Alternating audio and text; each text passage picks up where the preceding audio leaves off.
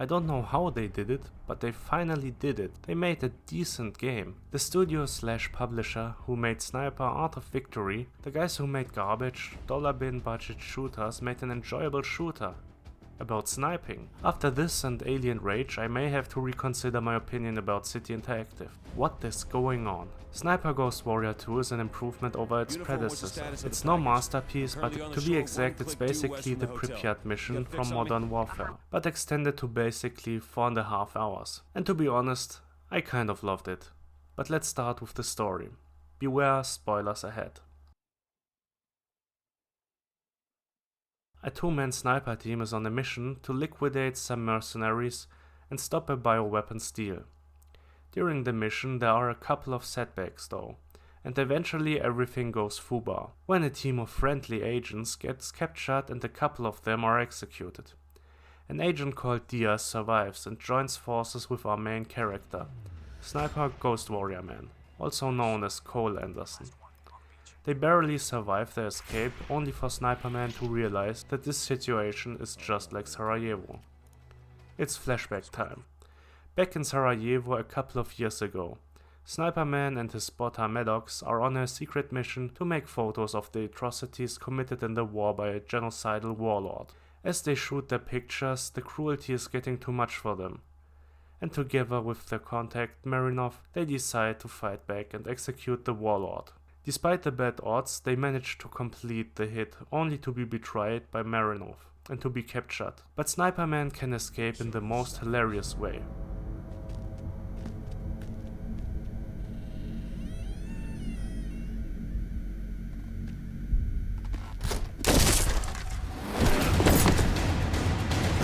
So that's what the CIA teaches the best agents.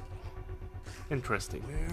Cole fights his way through the enemies and tries to put the bullet into Marinov, only to discover that Maddox was on Marinov's side the whole time. As they drive away, Sniper Man snipers Maddox seemingly to death. Back in the present, Sniper Man is getting back into action with Diaz to complete the mission and finish Marinov. They fight their way through Tibet and eventually find Marinov, who is not alone as it turns out. Maddox survived, and after a confusing cutscene Marinov meets his demise. But this time we want to be sure that Maddox is also 6 feet underground, so we go after him. And after some glorious trash talking and a couple of enemies later, we have a quite underwhelming sniper duel with him. After a short while and after some glorious trash talking and a couple of enemies later, we have a quite underwhelming sniper duel with our friend. Also, the last mission is called Loose Ends. Remember, some animals like this bird, no loose ends. As I mentioned before, there's not that much variety or freedom to the player. You only have the sniper rifles you get during missions and can pick up an SVD if you want. Other than that, you can use your pistol, which is very accurate. Sniper Man should have put a scope on that thing, and your knife, which you can use for stealth kills.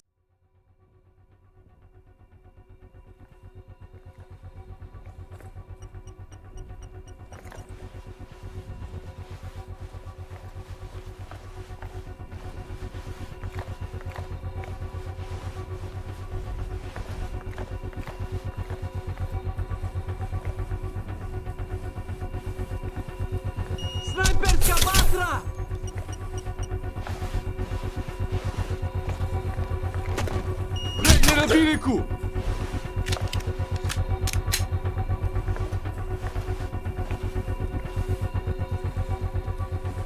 Imam kontakt!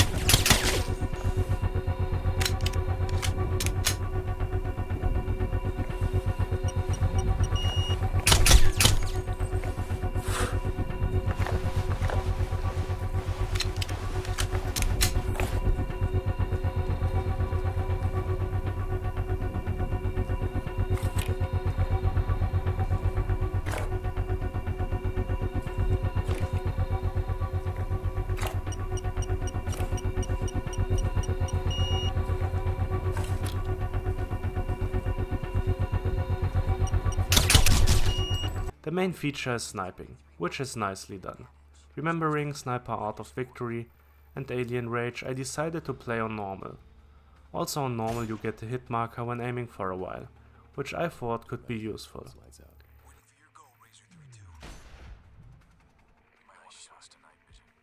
You can check the stats on your scope when zooming, but I'm just too lazy to check that thing out. You should also lay down and hold your breath if you want to be even more precise. There are also heat and night vision, which can be very useful as well. Enemies also react differently to the area you hit. Shooting someone in the head just drops the enemy. Hitting the neck makes them drown on their blood, and leg shots are sometimes not deadly.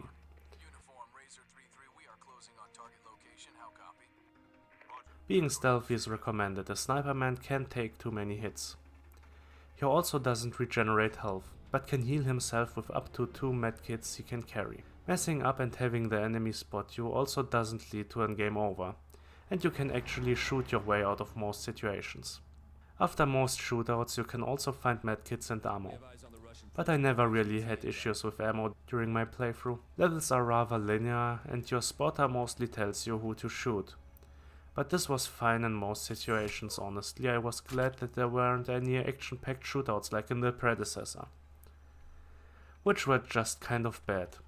It's also a comprehensive story. While not great, it just feels like a B-movie you can play through. Something that you picked up from the video store back in the day, something with sniper in the title, which you watch and think, this wasn't really good, but I had fun. That's basically Sniper Ghost Warrior 2. And it's a bargain bin Call of Duty once again. There's one of our people who betrays you, you are after an evil Eastern European guy, and there are even some kind of Middle Eastern terrorists in the last mission for some reason. Oh, and there are collectibles. I don't know what they are supposed to do, I don't think I've unlocked anything with them, but it's another thing that's similar to Call of Duty. Graphics and sound are fine, nothing special, there were rarely bugs, mostly just some clipping issues. That's it, I'm actually looking forward to the next Sniper Ghost Warrior game / CI game, and I can't believe I'm saying that.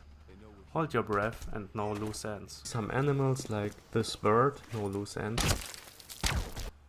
Sniper Ghost Warrior 2 gets a very solid 6 out of 10.